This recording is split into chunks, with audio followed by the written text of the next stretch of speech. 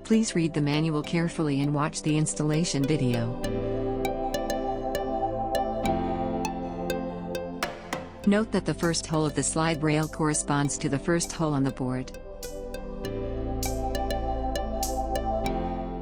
The second rail of the number 4 board, pay attention to start the installation from the second screw hole.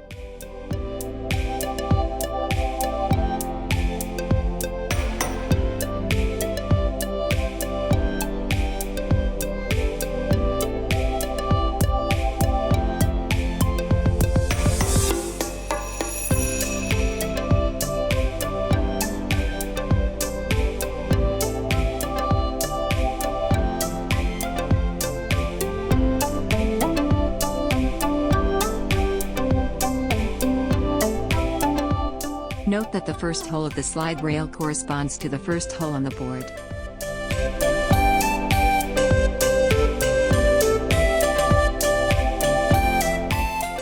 When installing accessory B, pay attention to the side opening corresponding to the side hole.